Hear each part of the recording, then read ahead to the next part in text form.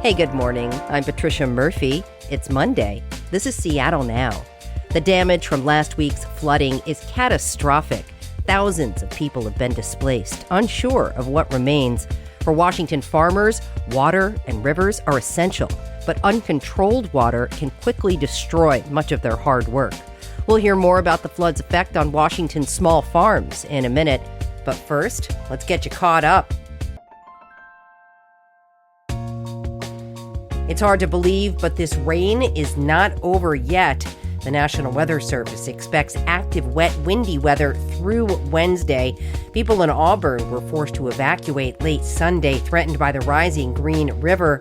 More rain also likely means more risk of landslides, mudslides, and flooding as mountain dams release water to free up reservoir space. Our reporters and photojournalists have been working hard to keep you informed. We'll drop a link to KUOW's live blog and list of flooding resources in the show notes. On a more positive note, the Seahawks eked out a big win against the Indianapolis Colts. The final score was 18-16. The Hawks scored all their points from field goals. That's only happened 4 times in Seahawks history. Now the Hawks are tied with the Los Angeles Rams atop the NFC West. They've got 3 days before they face off on Thursday. Buckle up. KUOW listeners, you know there's a lot happening in this city that you need to know about, and Seattle Now keeps you up to date twice each weekday and once on Saturday. We don't take it for granted that you choose us, but we also need you to help fund us. You see, everything you hear on Seattle Now and KUOW is made possible by your financial support. We are community funded and people powered. If you think about it, the podcast you're listening to right now only exists because somebody like you made the choice to support KUOW. This week is the Winter Fund Drive. Do your part by contributing to KUOW today. $5 a month, $10 a month, $20 a month. It's all good. Whatever fits your budget works just fine for us. Maybe check out the cool winter thank you gifts. Just tap the link in our show notes to get started. And thank you for supporting Seattle Now. And be sure and check back for more headlines and flooding updates on tonight's episode of Seattle Now. Washington is in a state of emergency following widespread catastrophic flooding. Thousands of people have been displaced along with pets and livestock. The total damage right now remains unclear. Water is incredibly destructive. It can do, harm to your foundation, a lot of work to your siding, your building materials. And if that water sits there for any period of time at all, you're looking at mold damage. And so, the cleanup process needs to start as quickly as possible and as safely as possible. That's Aaron Van Tile from the Washington Insurance Commissioner's Office. That's the state agency that will help people through the insurance claim process of recovery. People in flood zones may still be dealing with standing water. Some are in the early stages of figuring it all out, which can be dangerous. Flood damaged buildings can collapse. You got to be careful of gas leaks, electrical wires, flooded basements, all that kind of stuff. The Federal Emergency Management Agency, or FEMA, does have a backup resource for the under and uninsured in emergencies like this. It's called the Individuals and Household Program. Last week, President Trump granted the state's request for an emergency declaration. That allows FEMA to assist. Eligible Washingtonians will have access to those funds to help. While Seattle was largely spared in these floods, the risk here is real. Aaron says one way to be prepared is to keep tabs on your policy. If you have coverage, even if you have flood coverage, check on it annually. His office regularly encounters people who've slipped into being underinsured because of an outdated policy. Because of their dependence and proximity to water, Washington farmers have to be ready for flooding. But at this scale, small farmers in Skagit and Snohomish counties anticipate a slow recovery. Salmonberry Goods is a Seattle-based company that's been affected by the floods. They distribute produce from small farms across the state to Seattle consumers. Many of the farms they work with took damage. Co-founder David Rothstein is here to tell us about what small farms are dealing with right now and how Seattle consumers can help. David, thanks so much for taking the time. Back at you. Happy to be here. So Salmonberry Goods is based in Seattle, but the farms who supply you are affected. Where are they and what's going on? We work with folks all over the state. So, Okay. I think where my mind goes is, the major watersheds. And I'm thinking about the Nooksack River. There's folks on the Puyallup and the South Sound. And I know the Snoqualmie and the Skagit have been hit really hard as well. So those are both prominent growing regions as well. Okay. What have you been hearing from your farmers? It's a range, right? Most farms are river proximate. And so in some senses, floods are something that farms prepare for. But it's everywhere from, driveway completely submerged, lower fields submerged, people move animals and equipment, to there's a couple folks whose houses have been fully submerged too, right? Or barns entirely, or all their fields, right? So just kind of a range of pretty mild to pretty extreme damage. You mentioned that farmers prepare for floods, and I want to talk a little bit more about that in a minute. But before we do, what is work normally like for farmers around this time of year? Yeah, that's a good question. It's, again, going to be different for everybody, depending on if they're growing more seasonally or growing more year round. For a lot of folks, you could be kind of like buttoning stuff up for the winter, right? And you may have planted a bunch of stuff that's ready in the ground for you to be harvesting off of.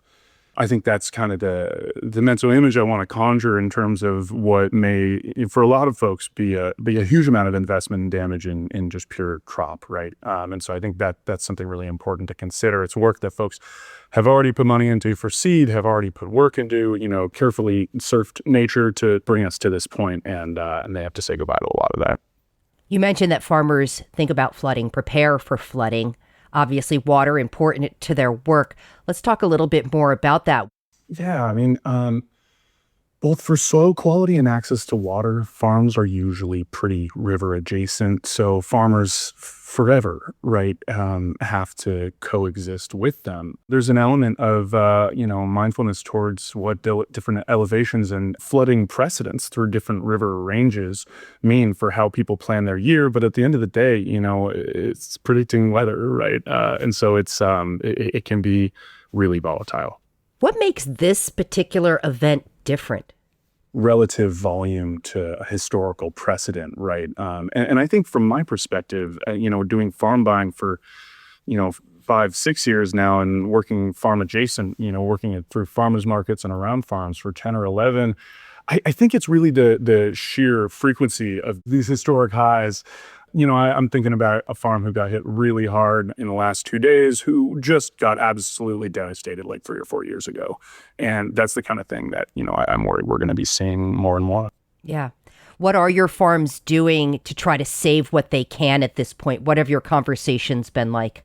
We're texting, emailing, and calling with just almost all the farms we work with to figure out what their situations are. And it's anywhere from folks harvesting, fields that they still have access to, but they don't have room for stuff in the cooler.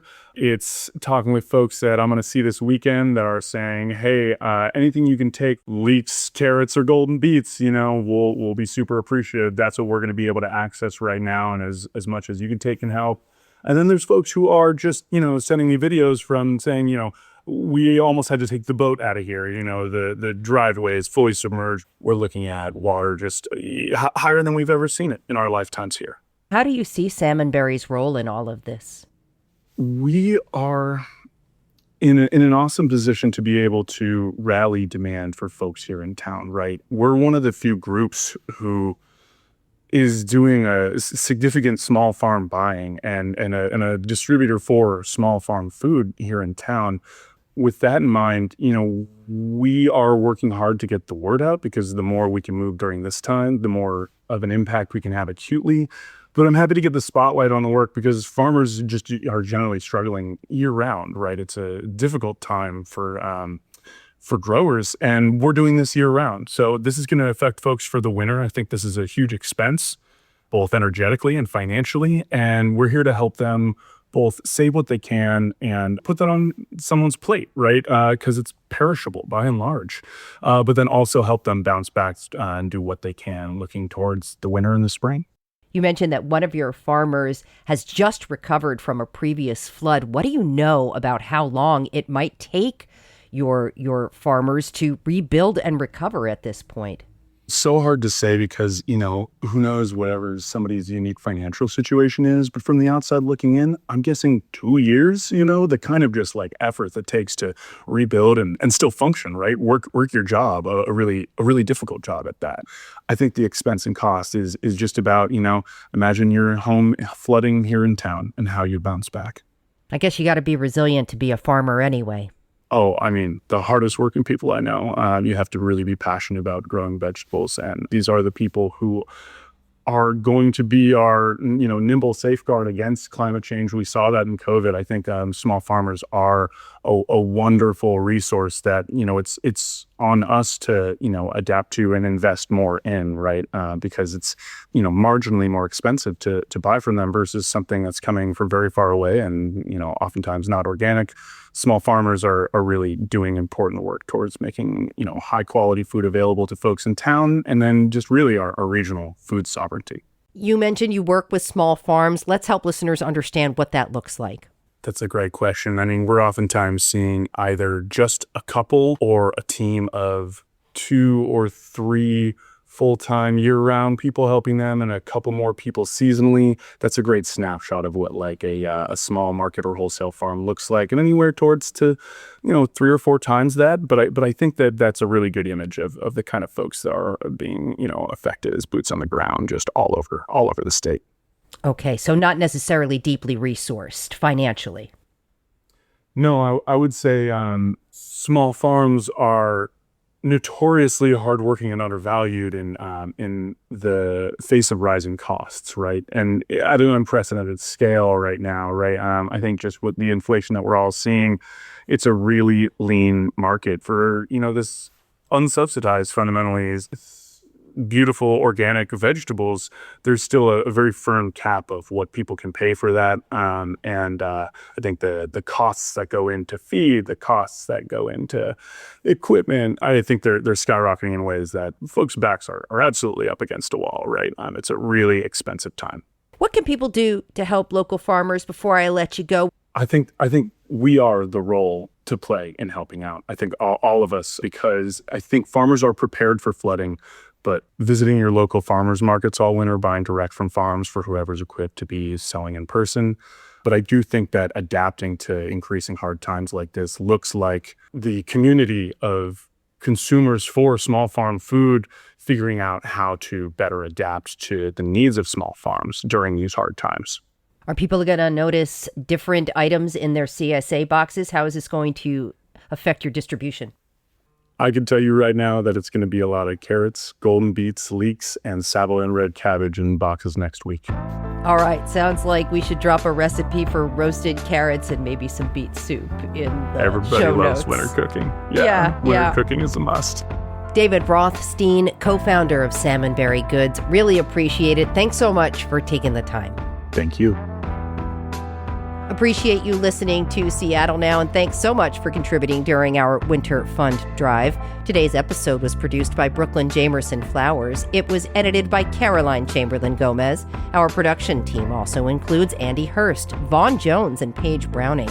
Greg Kramer does our theme music. Seattle Now and KUOW Public Radio are members of the NPR network. I'm Patricia Murphy. See you soon.